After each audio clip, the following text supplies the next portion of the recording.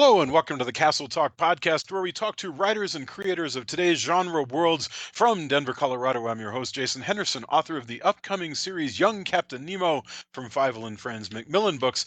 Tonight, we're talking to C. Robert Cargill. Cargill is the author of Dreams and Shadows and Queen of the Dark Things. He has written for Aint Cool News for nearly a decade under the pseudonym Massawyrm, served as a staff writer for Film.com and Hollywood.com, and appeared as the animated character Carlisle on Spill.com. He's the co-writer of the horror film Sinister and Sinister 2, which we covered on the Castle of Horror podcast, and Marvel's Doctor Strange. He lives with his wife in Austin, Texas. The new book is Sea of Rust. Welcome, Mr. Cargill. Thank you. That was a hell of an intro. Yeah, no, I've done a couple things. That was actually. Do you ever listen to these things about yourself and go, "Wow, I'm actually pretty cool." I feel very much like Rick in Casablanca, where he opens up the passport and he goes, "Are my eyes really brown?" Like, oh yeah, no, I did that. Yeah, I remember that. It all kind of when you do this stuff for like 20 years. And, you're just constantly, treading water, doing the next thing, trying to, pay the bills. You kind of forget that you did this thing that is this tangible thing that can be looked back on. And it becomes, that whole career, certain moments of it you can look back and it really takes on a very different kind of feel. And I don't spend a lot of time particularly talking about myself, so I don't think, oh, hey, yeah, that's a lot of stuff that I've done. I'm just seeing it all run together like that. Wow. Yeah. Well, and you can thank your publicity people at the at HarperCons. So that's, yeah. But there it is. I got to say, actually, Sinister. When I moved to Denver, I was living alone for about a few months, and in this big house. My family hadn't moved with me yet, and I'm in this house by myself, and I got Sinister, and I watch a hell of a lot. I host a horror movie podcast. I watch a hell of a lot of movies. That thing was very scary to watch by yourself in a big shambling house in the suburbs. I mean, it was remarkable. That was quite a feat. Okay, the new book, Sea of Rust. Yes. 30 years after the destruction of humanity by robots. In this one, a scavenger robot wanders in the wasteland created by that war in what the publisher is calling a post-apocalyptic robot western. And I have to say, actually, the way it picks up at the beginning, this robot does remind me of like The Man with No Name or some other wanderer like that. Although the robot is in fact not male. So tell us a little bit about the book, and specifically, you say that this was a hard one to write. What made it so hard? What's the challenge, and what are we looking at here? Well, long story short is I just got this crazy, wild hair up my ass of an idea where I was, just thinking on, the various stories in which we have, robot wars, in various science fiction, where the AI has the big uprising, a la Cameron. And I was really just taken by the idea and thinking about, well, what would happen if all of humanity got wiped out? Like, what kind of story would that be? And then started thinking about, oh, that's cool. And I was like, oh, that would make a really interesting kind of science fiction film, or science fiction story. And what could I do with that? And started playing around with it. And at the same time, I had been just taken with, I wanted to write something post-apocalyptic. Like, I just love post-apocalyptic literature. I love post-apocalyptic film.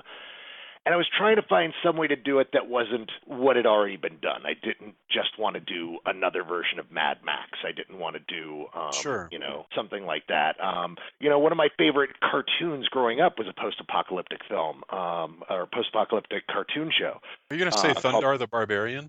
Oh, hell yes. Thundar the Barbarian. Because, dude, a Jack Kirby cartoon show when you're 6 years old, and it's about a barbarian with a magical sun sword, and it's 2,000 years after the Earth has been decimated by a large gravitational event, and now there's sci-fi and magic all together. Like, it was bowled right up the middle of everything that I wanted when I was a kid. And Absolutely. Yeah. and I grew up on a bunch of this stuff, and I always wanted to do one. And I was like, this robot thing would be great put together with this. Like, this would be a post-apocalyptic robot western. That would be awesome. And so that was the whole thing in my head. So I started working it out, and I'm like, this is easy. This is going to be so easy to write. There's so many things that don't have to worry about. It's just world building, and it's playing around with Western tropes, and it's playing around with war movie tropes and Sure. and the various post-apocalyptic tropes. This is easy. And then I sit down to write it, and I Yeah. realize all the problems, because it's one of those things. It's like, why has no one ever written this before? Why hasn't anyone written a story that is just the robots after we're gone? Yeah. There's a few small things kind of like it. There's the famous Ray Bradbury story of just the machines that we leave behind still kind of going Sure. on as if we're still here, but Well, and never one about. Wally to an extent is about that for about 20 minutes, I think. Yeah, but Uh, the whole thing is we're not dead. We're not right. extinct.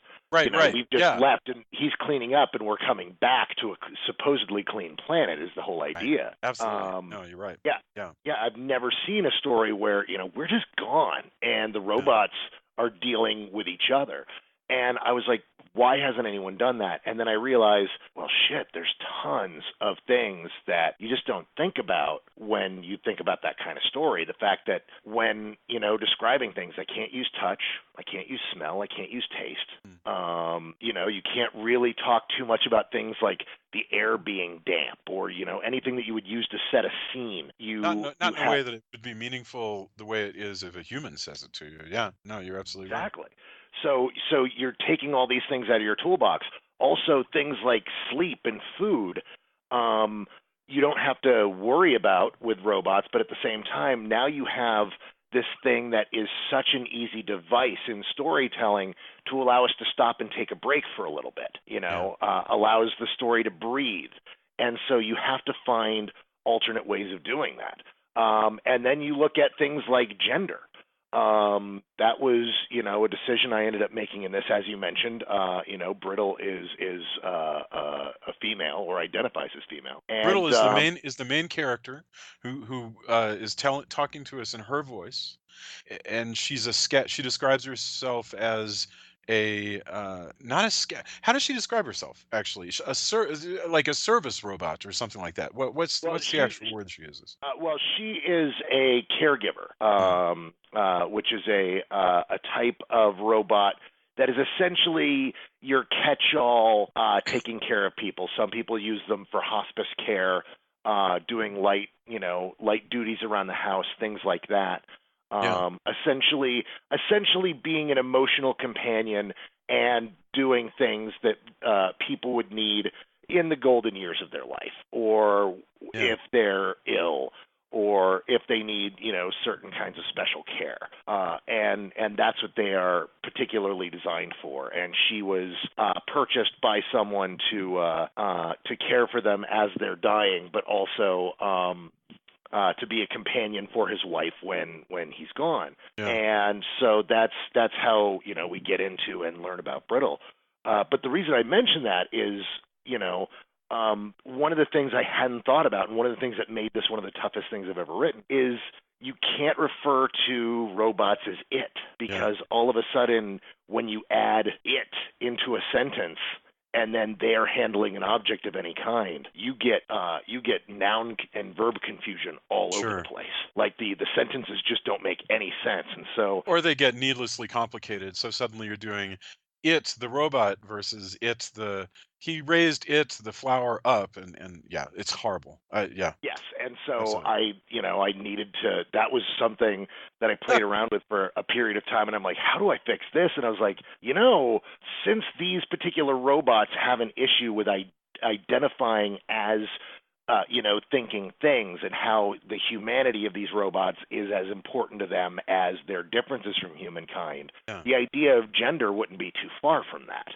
And that's, and it's a big discussion that we're having right now in our culture. And I was like, you know what? Why don't I turn into the skid and make it, make it part of the conversation, and share kind of what I have to say, while at the same time having a solution to this problem. So I got to kill two birds with one stone with that. But there were Yeah. all of these different problems that I had not anticipated that just kept just slowing the book down. And fortunately, I had a lot of various things going on in between. Yeah. But it was for quite some time. It was very hard to crack some of these problems. Cargill, when you mentioned, for instance, early on, she comes across a robot who has the last vestiges of a fake skin that's been burned off, because at this point, all the robots that did any job of any kind were ultimately drafted into the war against the humans, and so now they're wandering around, and many of them lost the fake skin they wore.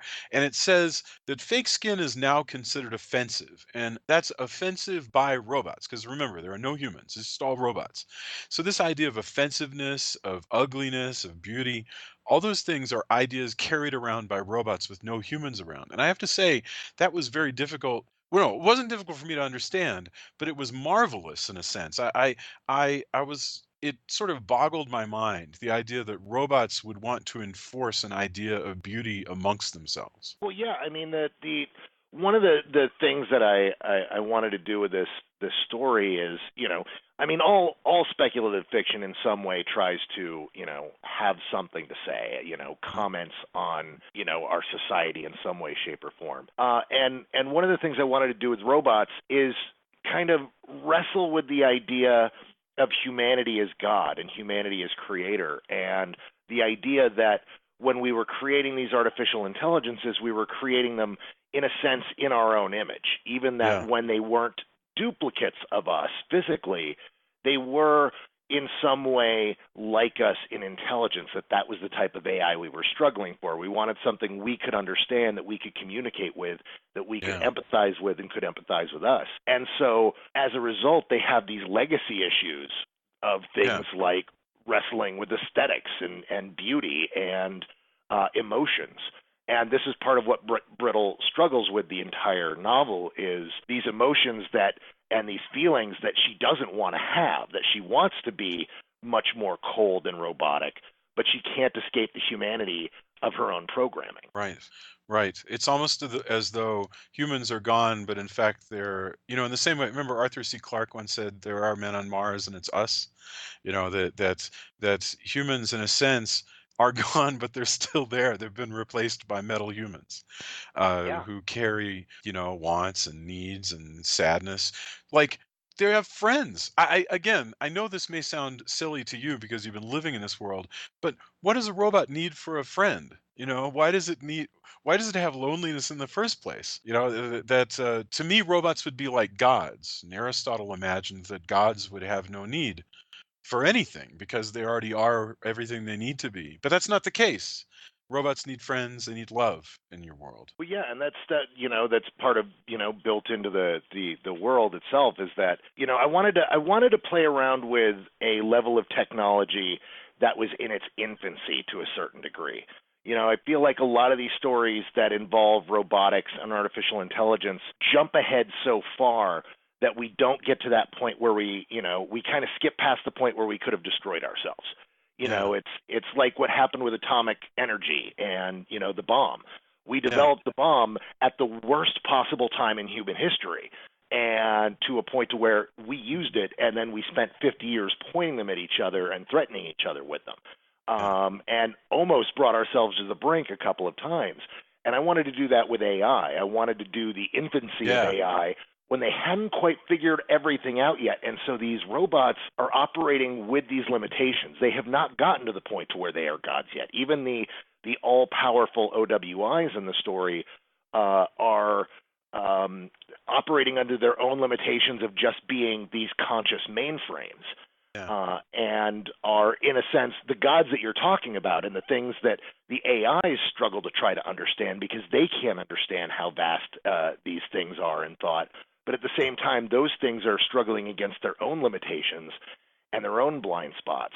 And because none of it is perfect yet, and they want to get to a point of perfection, at least the OWIs do, But the robots, of course, are struggling with their own sense of identity and refusing to give that up the same way that humanity does. Many of them are. Like for instance, your character, your main character, Brittle, she doesn't want to become. You mentioned the OWI, that's the One World Intelligence, which is this enormous mainframe. And you mentioned something that's very much like what we encounter in our lives through data mining, where they said every time that a robot stops being an individual and joins this mainframe, which is the central sort of conflict in the book, every time a robot joins this mainframe, all of her memories become part of that mainframe so that it's like, but what did you say somewhere? That number is close to 1 million bots worth of memories, millions upon millions of years of experience churning about in their thoughts. The scale is unimaginable. And I thought, well, that sounds a lot like how advertising is is sold to us now. Just enormous data crunching that is constantly feeding more and more in every single day. Absolutely.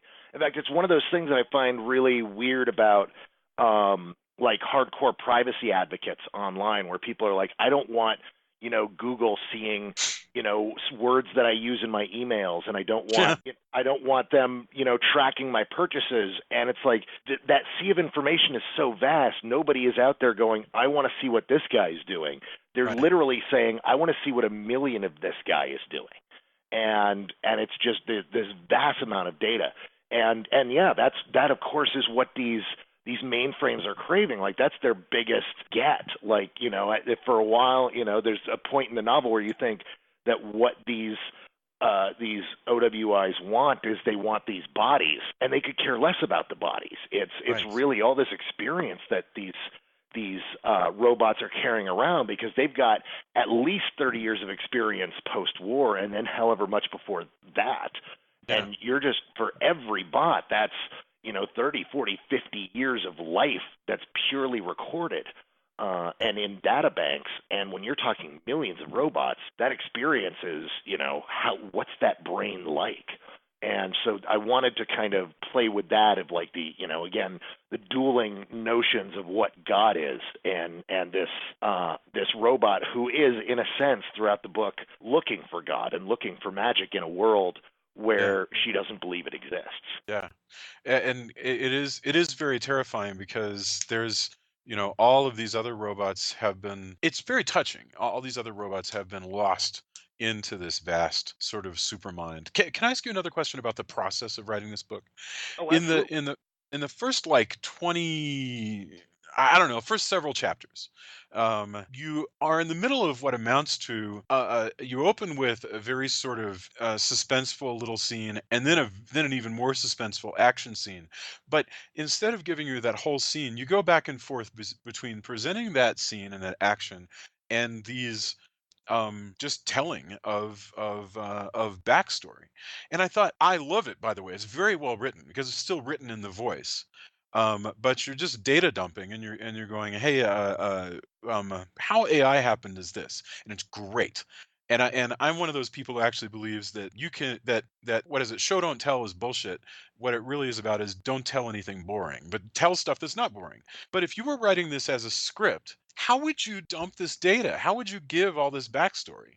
What would you do? Or would you just go without it and we'd all just take guesses at what's going on in the past? Well, it would depend. To adapt this book specifically, I think a lot of that backstory would be superfluous. Yeah. It's the type of stuff that you want in a novel and not in a movie. Mm. How I wrote it in terms of the novel is I presented both. I've got, as you mentioned, the thriller version of it. The Western Yeah. element. We open up with this tense scene of her hunting a robot, and then trying to figure out if she's going to be able to disable the robot or not Yeah. in order to help repair it. And then you have where that chapter goes.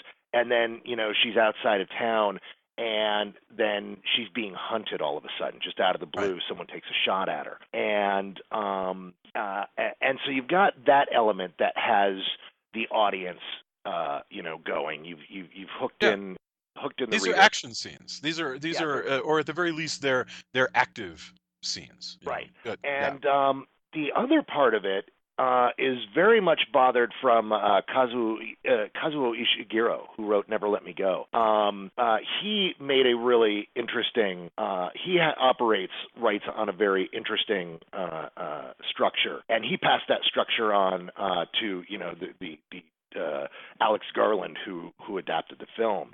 And I heard Garland speak about it, and it just kind of struck me. And so that was very much what I borrowed for this book, which is, you with a story, you answer a whole bunch of the questions that you brought up, but you only half answer the question. And by the end of the chapter, you have half answered the question, and the audience is excited because they have answers, but they want more answers. Right. And then in the next chapter, you answer those questions while asking more questions, and you keep that going. And that's what I was able to do with these backstory. So you've got, the audience is like, well, geez, it's all robots and no humans. Where did all the humans go? And so you start answering that question. And I was answering that question and offering other narrative things and telling these other stories of the history of how this happened to keep that going until we reach about, the midpoint of the novel, when the bulk of the story just moves forward and is very propulsive and doesn't need backstory anymore. Right. And so I have these two narrative arcs kind of going on what appears to be parallel tracks, but they're really headed towards each other. And once you get to the middle of the novel, all of that stuff, I pull the strings, it all ties together, and none of it ends up superfluous. I haven't wasted any of your time with this backstory, hopefully.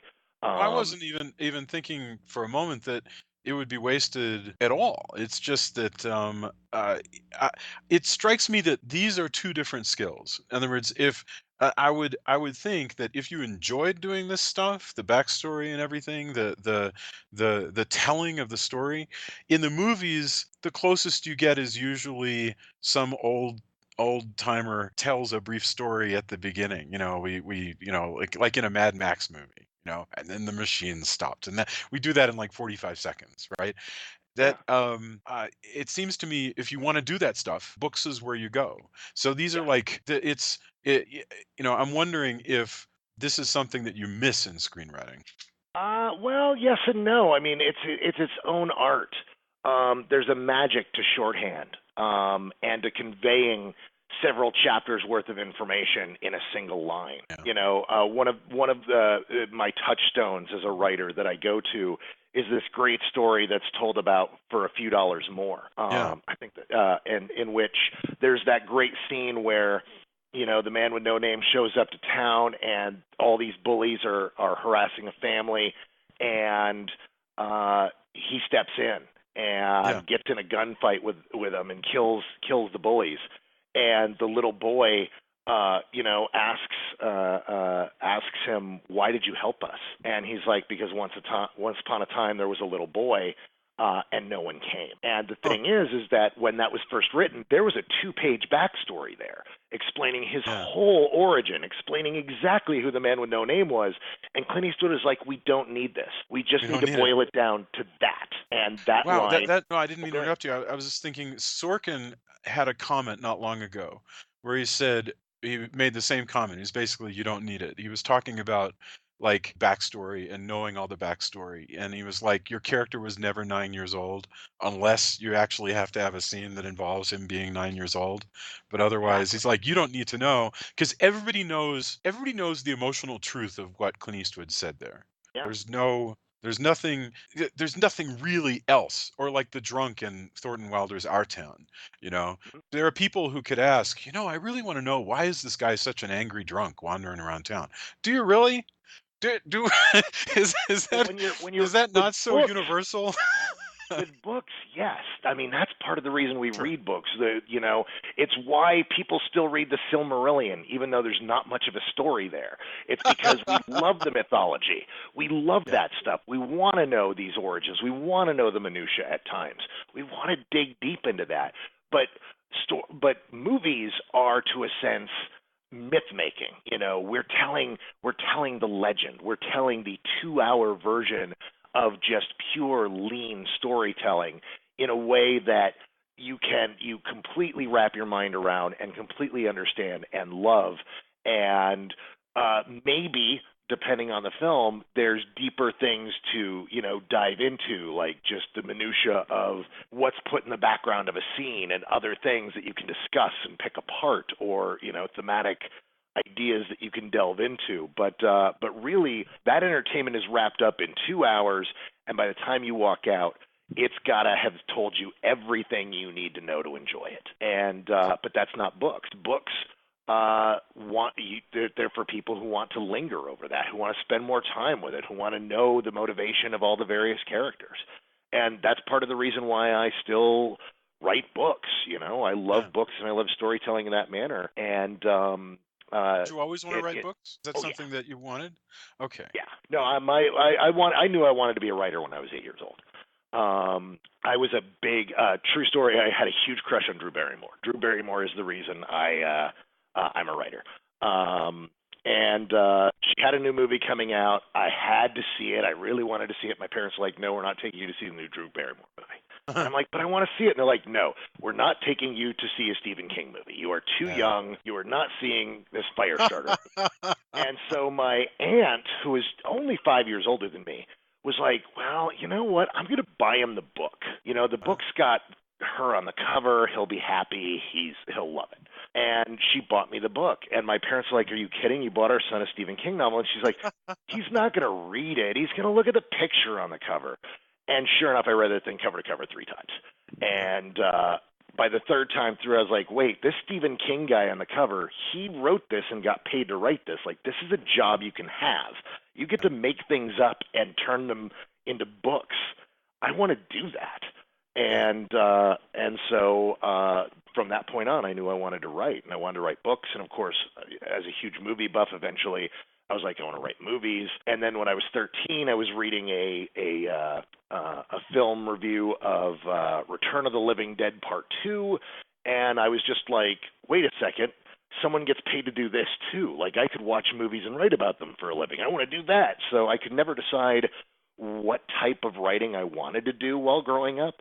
And fortunately, I've gotten to do everything that I had always wanted to do, and since I was 8. And so now I'm here. Does it ever strike you as have you had this experience where you're at a picnic, you're at a workplace, you're at a whatever, and you go, "Oh, I'm working on a new book," or "I just picked up a great book," and a person says to you, "This has happened to me," with no sense of irony, and I regret to say, no sense of shame.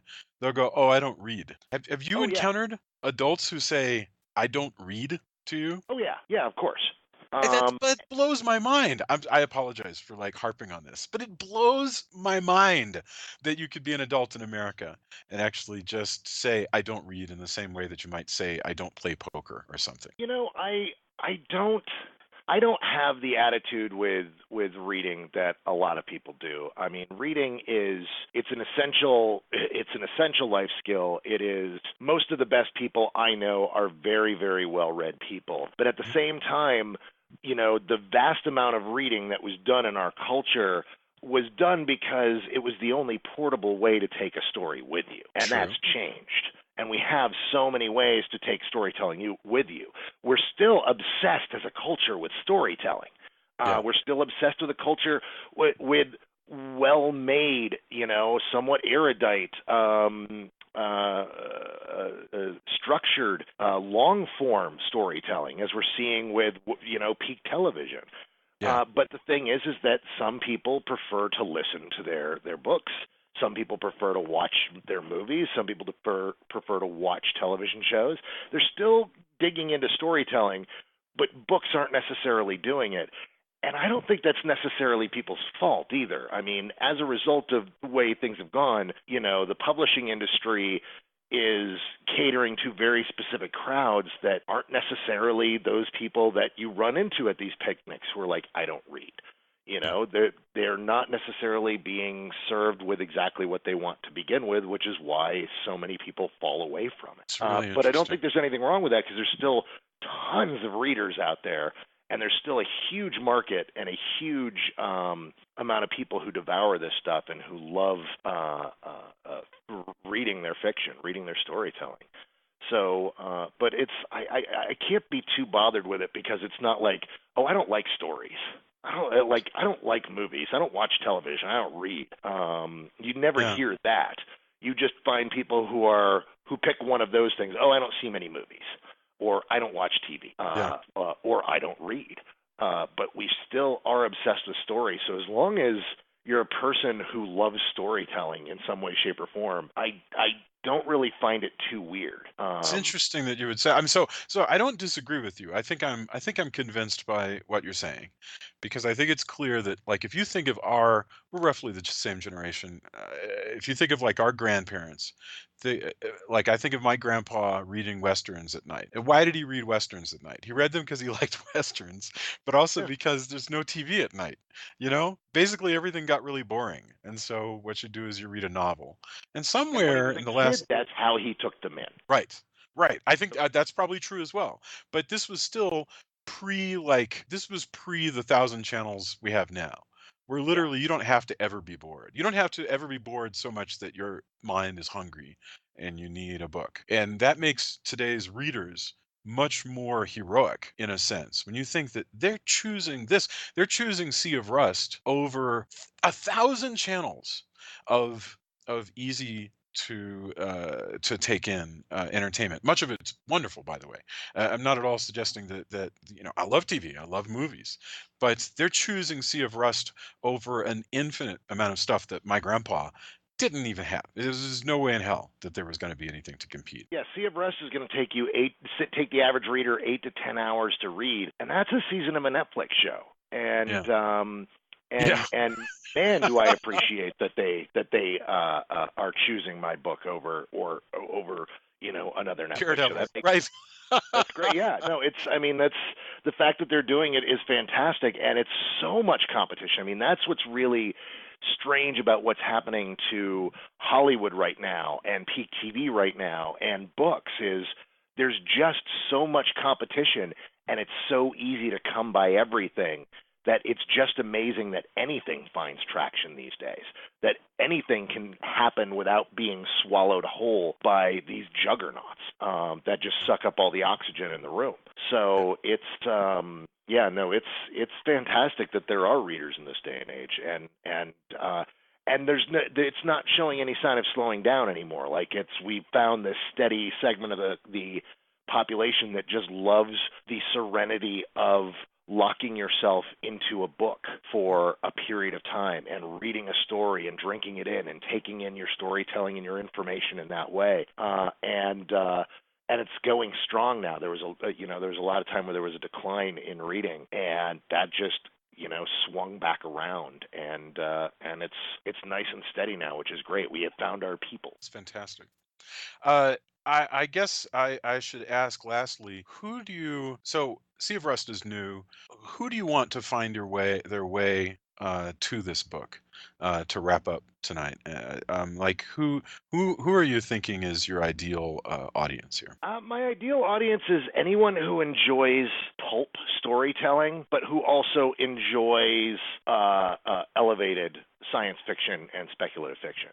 Like I really tried to make a book that was a crossroads of both of those things. I wanted a lot of, as I keep saying, robot pew pew. I wanted to satiate that just idea of I want to read a book where robots beat the crap out of each other for 400 pages, and at the same time, it's an existentialist look at what is humanity and what is God. And so you get the robot pew pew with that. It's to quote from Rosencrantz and Guildenstern are dead. I can give you the blood and rhetoric without the love, and I can give you the blood and love without the rhetoric, but I can't give you the love and rhetoric without the blood. The blood is intrinsic. And so It's funny, there are exceptions to that, but they prove the rule, right? Yeah. If you think of like stuff like Mind Walk and My Dinner with Andre, that's the only things that I can think of. In other words, movies that are essentially conversations on film. Yes. And sometimes you want to see that, but it's rare. Yeah, but My Dinner with Andre is not something you throw on a Friday night to crack open a couple of beers to. Like, hey, honey, let's watch My Dinner with Andre again. No, you throw on Flash Gordon because that's what you do. Right. And that is, Because Sam I was Jones needs. yeah, Yes, Good.